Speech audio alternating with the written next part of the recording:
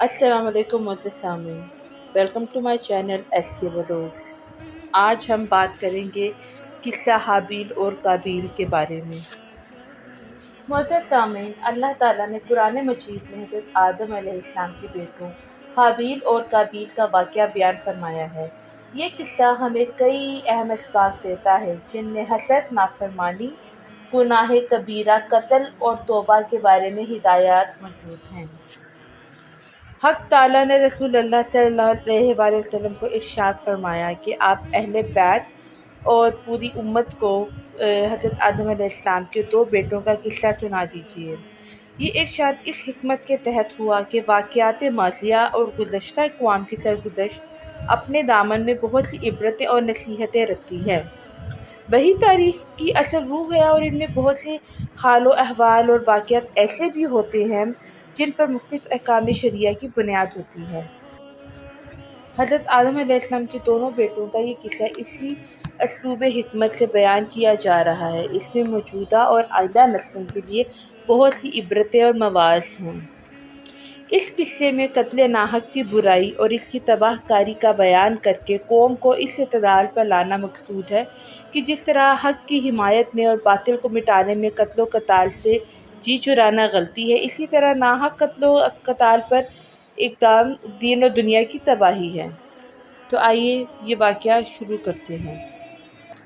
जब हज़रत आदम और हव्वा अलैहिस्सलाम दुनिया में तशरीफ़ लाए और तवालुद व तनासिल का सिलसिला शुरू हुआ तो हर एक हमल से इनके दो बच्चे पैदा होते थे, एक लड़का और एक लड़की।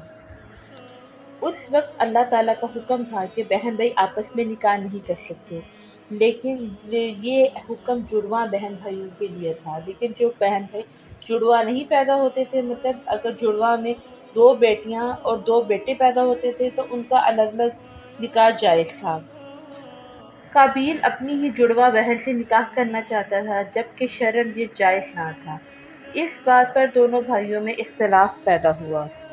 फिर ये हुआ कि पहले लड़के काबील के साथ जो लड़की पैदा हुई वो हसीन व जमील थी, और जो दूसरे लड़के हाबील के साथ पैदा होने वाली लड़की इतनी खूबसूरत ना थी। जब निकाह का वक्त आया तो हस्बे ज़ाब्ता हाबील की बहन से काबील की शादी और काबील की बहन से हाबील की शादी करार पाई। इस पर काबील नाराज़ होकर हाबील का दुश्मन हो गया। उसे ये बात इंतहाई नागवार थी कि वो इस पर इसरार करने लगा कि मेरे साथ जो लड़की पैदा हुई है वही मेरे निकाह में दी जाए। यहीं से हुस्न परस्ती की इब्तिदा हुई। जब शहवत और हुस्न परस्ती अकल पर गालिब आती है तो अहकाम इलाही को पस-ए-पुश डाल देती है और हमेशा हमेशा के लिए इंसान को खसारे और हलाकत के गड्ढे में डाल देती है। हज़रत आदम अलैहिस्सलाम ने शरई कायदे के मुवाफ़िक काबील की बात को कबूल ना फरमाया और काबील और हाबील के दरमियान इख्तिलाफ ख़त्म करने के लिए ये फ़ैसला किया गया कि तुम दोनों अपनी अपनी कुर्बानी अल्लाह के हुजूर पेश करो। जिसकी कुर्बानी कबूल हो जाएगी वो लड़की उसके निकाह में दे दी जाएगी, क्योंकि हज़रत आदम अलैहिस्सलाम को यकीन था कि कुर्बानी उसी की कबूल होगी जिसका हक था, यानी हाबील का। मोअज़्ज़िज़ सामीन, आपको यहाँ बताते चलें कि उस ज़माने में कुर्बानी की कबूलियत का ये इल्हामी दस्तूर था कि नज़र कुर्बानी की चीज़ किसी बुलंद जगह पर रख दी जाती और आसमान से आग नमूदार होकर इसे खा जाती थी। जिस कुर्बानी को आग ना खाए तो ये अलामत उसके नाकबूल होने की होती थी। बस दोनों ने अपनी अपनी कुर्बानी की तैयारी शुरू कर दी।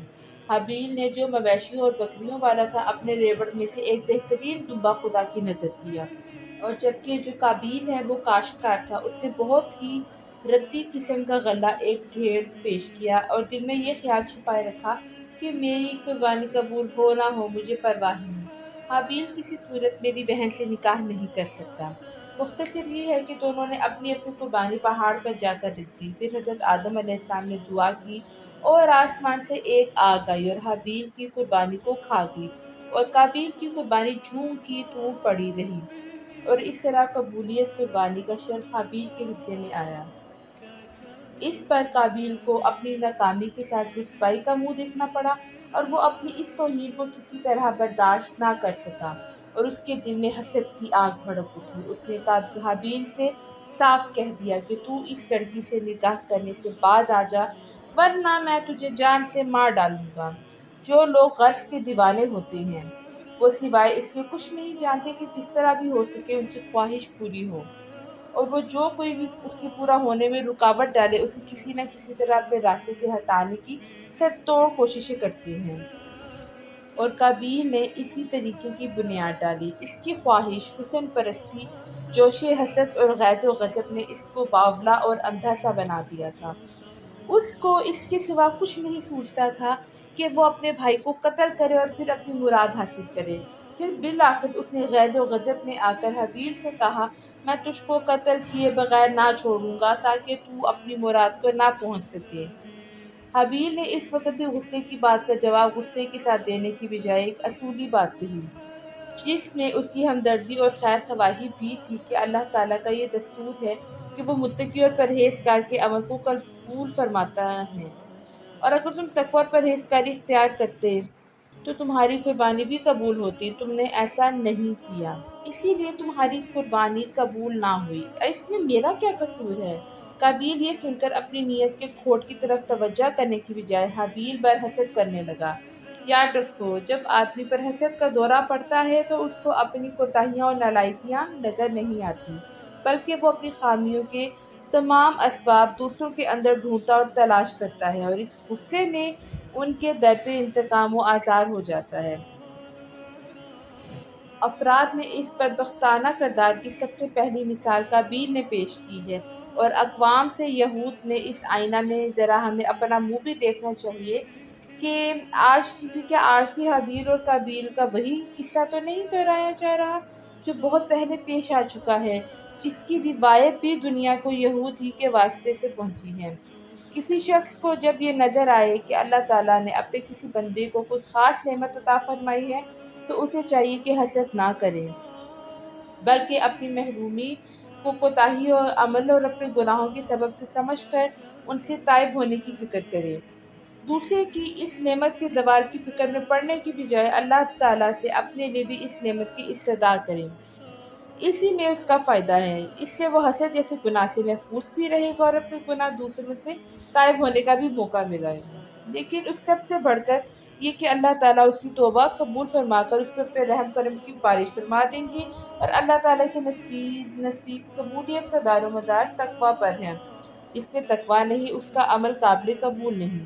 حابیل نے ہر چند قابیل کو یہ سمجھایا، اگر تمہاری قربانی قبول نہیں ہوئی تو تم میرے قتل کے در پہ کیوں ہو گئے ہو؟ حالانکہ اس میں نہ قصور میرا ہے نہ خدا تعالیٰ کا، بلکہ سراسر قصور تمہارا اور تمہاری نیت کا ہے۔ اگر تمہیں قربانی کے رد ہونے کا غم و غصہ ہے تو تقویٰ کی فکر کرو، نہ کہ میرے قتل کی۔ میرے قتل کرنے سے تمہاری قربانی کی قبولیت کس طرح کھلے گی؟ چنانچہ معزز سامعین، اس بات سے یہ اندازہ ہوتا ہے کہ عمل کا دار و مدار اخلاص اور تقویٰ پر ہے۔ حضرت علی رضی اللہ تعالیٰ عنہ کا ارشاد نقل کیا گیا ہے، آپ رضی اللہ تعالیٰ عنہ نے فرمایا، تقویٰ کے ساتھ کوئی چھوٹا اور تھوڑا عمل بھی قلیل نہیں ہوتا۔ جو عمل قبول ہو جائے وہ عمل قلیل کیسے ہو سکتا ہے؟ مختصر یہ کہ حابیل نے جب یہ دیکھا کہ یہ مجھے قتل کرنے کے لیے اقدام کر رہا ہے تو اس سے کہا، اے بھائی، میں تو کسی طرح تجھ پر ہاتھ نہیں اٹھاؤں گا، کیونکہ میں رب العالمین سے ڈرتا ہوں، جس نے مجھ کو اور تم کو دونوں کو پیدا کیا ہے، اور جس نے ایک دوسرے کی جان اور مال کے احترام کی ہدایت فرمائی ہے۔ اگر تم مجھے قتل کرو گے تو میرے قتل کا بار گناہ بھی تمہارے سر پہ ہوگا، پھر تو دوستیوں میں سے ہو جائے گا۔ مگر قابیل نے حابیل کی ایک نہ سنی۔ اس کے حسد نے اس کو بالآخر اپنے بھائی کے ہولناک قتل پر آمادہ کر ہی لیا۔ قدرت نے انسان کے اندر ایک نفس لوامہ ودیعت فرمایا ہے جو اس وقت تک کسی ارادہ جرم کے خلاف احتجاج کرتا رہتا ہے جب تک مختلف تعویلوں اور بہانوں سے آدمی اس کی زبان بند نہ کر دے۔ قابیل کو بھی اس مرحلے سے گزرنا پڑا، لیکن بالآخر اس کے حسد، حسن پرستی کے جذبے نے اس کو ہولناک جرم پر آمادہ کر ہی لیا۔ یاد رکھیے کہ ابتدا ہر مجرم کو اس طرح جھجک پیش آتی ہے، لیکن جب وہ جرم پر جرم کیے چلا جاتا ہے تو وہ جرائم کرنے میں بالکل بے باک ہو جاتا ہے۔ اس طرح کی کشمکش انسان کے سامنے آزمائش کا ایک میدان کھولتی ہے جس میں نامرادی اور فتح مندی دونوں کے مواقع امکانات موجود ہوتے ہیں۔ اگر انسان اس کشمکش میں اپنے نفس کو زیر کر لے تو فتح مند ہو جاتا ہے۔ قابیل نے اپنے نفس سے شکست کھائی اور اس کا نفس اس پر غالب آ گیا، اسی وجہ سے وہ نامراد اور ناکام ہوا۔ بس جب قابیل نے اپنی خواہش کو پورا کرنے کے لیے حابیل کو قتل کرنے کا فیصلہ کیا تو اسے سمجھ میں نہ آتا تھا کہ وہ کس طرح قتل کرے۔ شیطان جو انسان کا اصلی دشمن ہے، جس نے قسمیں کھائی تھی کہ میں ضرور بنی آدم کو اغوا کروں گا اور ان کو سیدھے راستے سے بہکاؤں گا، اور اس سے اپنی پرانی دشمنی کا بدلہ لینے کا موقع ہاتھ آیا، اور وہ بھیس بدل کر قابیل کے سامنے آیا اور ایک پرندے کو پکڑ کر پرندے کا سر پتھر پہ رکھا اور اوپر سے دوسرا پتھر مار دیا۔ اس طرح قابیل کو قتل کرنے کا طریقہ سمجھایا۔ اب قابیل اس تلاش میں تھا کہ وہ بھی موقع پا کر اپنے بھائی کو اسی طرح سے قتل کر دے۔ چنانچہ حابیل ایک دن سویا ہوا تھا تو قابیل نے ایک بھاری پتھر اٹھا کے اپنے بھائی کے سر پہ مارا اور اس طرح اپنے بھائی کو قتل کر دیا۔ اس جرم کے ارتکاب پر وہ نقصان اٹھانے والوں میں سے ہو گیا، یعنی اس قتل سے اس کو دین اور دنیا دونوں میں خسارہ ہوا۔ دنیا کا نقصان یہ ہوا کہ والدین ناراض ہوئے اور بھائی جیسا ساتھی اور مددگار کھو بیٹھا، اور قیامت تک کے لیے بدنام اور رسوا ہو گیا۔ آخرت کا خسارہ یہ ہوا کہ اس ظلم اور تعدی قطع رحمی کی وجہ سے اللہ تعالیٰ اس سے ناراض ہو گئے اور قطع رحمی کا بانی ہونے کی وجہ سے ہمیشہ کی سزا کا مستحق ٹھہرا۔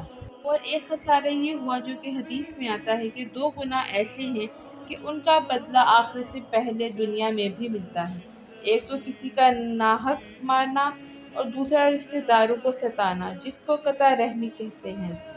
قابیل نے یہ دونوں ہی جرم کیے، اور ایک روایت میں یہ بھی آتا ہے رسول اللہ صلی اللہ علیہ وآلہ وسلم نے فرمایا کہ دنیا میں جب بھی کوئی ظلم سے قتل ہوتا ہے تو اس کا گناہ حضرت آدم علیہ السلام کے پہلے بیٹے قابیل کی گردن پر ضرور ہوتا ہے، اس لیے کہ وہ پہلا شخص ہے کہ جس نے ظالمانہ قتل کی ابتدا کی اور یہ ناپاک سنت جاری کی۔ کہتے ہیں کہ مقتول قاتل سے زیادہ طاقتور تھا، لیکن محض تقویٰ اور خوف خدا نے اس کو دست درازی کرنے سے روکا، جو خدا کے نیک بندوں کی ایک خاص صفت ہے۔ حضرت عثمان غنی رضی اللہ تعالیٰ عنہ پر باغیوں نے یورش کی، آپ قتل مظلوم تھے، بے گناہ تھے، آپ کے خلاف طوفان برپا ہوا، رو در رو گستاخیاں کی گئیں، لیکن آپ صبر و تحمل کا پیکر تھے۔ آپ نے حضرت زید بن ثابت اور ایک خسارہ یہ ہوا جو کہ حدیث میں آتا ہے کہ دو گناہ ایسے ہیں کہ ان کا بدلہ آخرت سے پہلے دنیا میں بھی ملتا ہے، ایک تو کسی کا ناحق مارنا اور دوسرا رشتہ داروں کو ستانا، جس کو قطع رحمی کہتے ہیں۔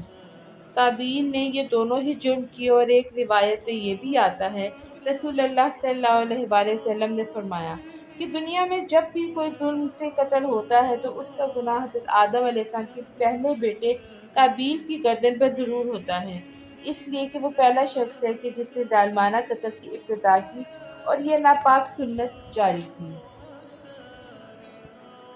کہتے ہیں کہ مقتول قاتل سے زیادہ طاقتور تھا، لیکن محض تقویٰ اور خوف خدا نے اس کو دست درازی کرنے سے روکا، جو خدا کے نیک بندوں کی ایک خاص صفت ہے۔ حضرت عثمان غنی رضی اللہ تعالیٰ عنہ پر باغیوں نے یورش کی، آپ قتل مظلوم تھے، بے گناہ تھے، آپ کے خلاف طوفان برپا ہوا، رو در رو گستاخیاں کی گئیں، لیکن آپ رضی اللہ تعالیٰ عنہ صبر و تحمل کا پیکر تھے۔